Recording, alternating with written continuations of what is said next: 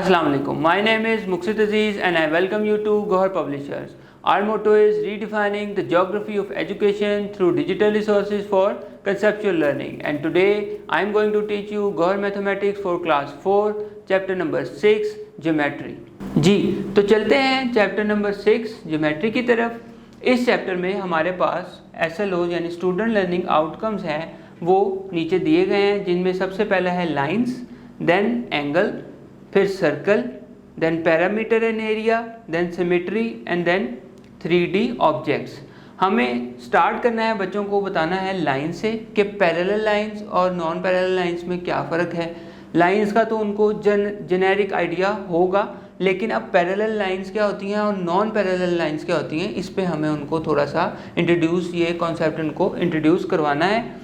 Non parallel lines और parallel lines में बच्चे कंफ्यूज करते हैं जब नॉन पैरेलल लाइंस आपस में एक दूसरे से मिल नहीं रही होती, क्योंकि वो आगे जब तक हम उनको एक्सटेंड नहीं करते। तो ये कॉन्सेप्ट आपने क्लियर कर देना है बच्चों में कि नॉन पैरेलल लाइंस आपने हर लाइन को आगे डॉटेड एक्सटेंड करके ज़रूर देखना है कि वो आगे इंटरसेक्ट करती हैं या नहीं करती, तो उससे उनकी कन्फ्यूजन जो है वो दूर हो जाएगी।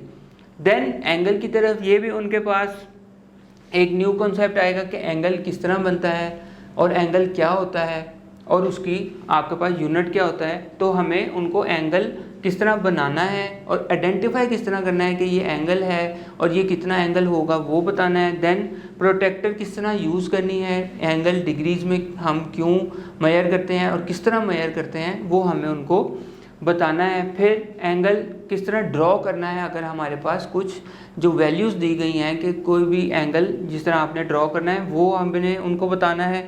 देन एंगल की types, acute angle, obtuse angle और राइट एंगल, वो हमें उनको इंट्रोड्यूस करवाना है और उसमें फ़र्क बताना है।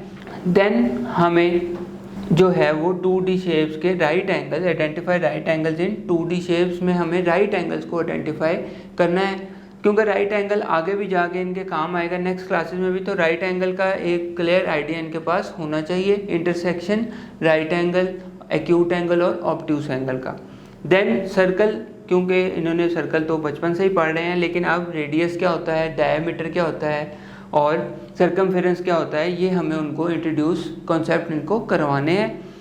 रेडियस डायामीटर में बच्चे कंफ्यूज अक्सर कर जाते हैं, तो वो उनको क्लियर करवाना है। सर्कमफेरेंस एक डिफरेंट चीज़ है इन दोनों से, तो बेसिकली रेडियस और डायामीटर जो है वो कंफ्यूजन क्रिएट थोड़ा सा कर सकते हैं, तो उनकी आपस में कन्वर्जन और वो किस तरह निकलते हैं वो हमें उनको डिस्क्राइब करना है। देन पैरामीटर और एरिया, पैरामीटर और एरिया भी बच्चे थोड़ा सा कंफ्यूज कर देते हैं, तो इस पे हमने ख़ास तवज्जो देनी है कि पैरामीटर स्पेसिफिकली क्या होता है और एरिया जो है वो क्या होता है, इन दोनों में डिफरेंसेस क्या हैं।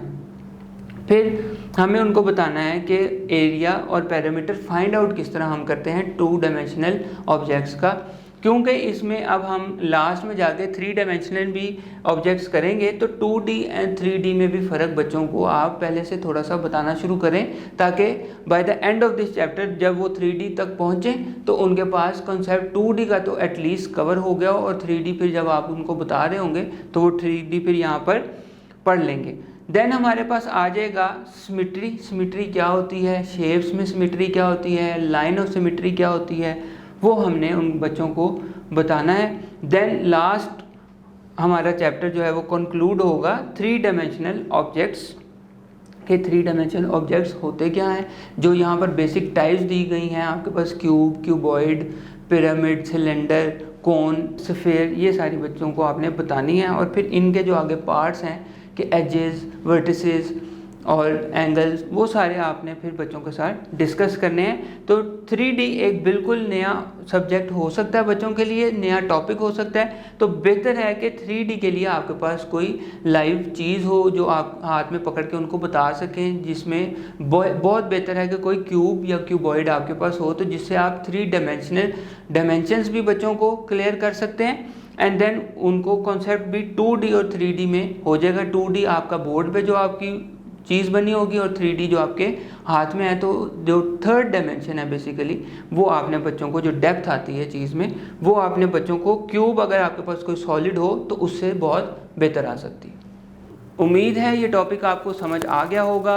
मज़ीद रिसोर्सेज के लिए विज़िट कीजिए गौहर पब्लिशर्स की वेबसाइट, जहाँ पर डेली लेसन प्लान और टीचर गाइड मौजूद है। तो अब मुलाकात होगी नेक्स्ट वीडियो में नेक्स्ट टॉपिक के साथ। तब तक अपना ख्याल रखिएगा। अल्लाह हाफ़िज़।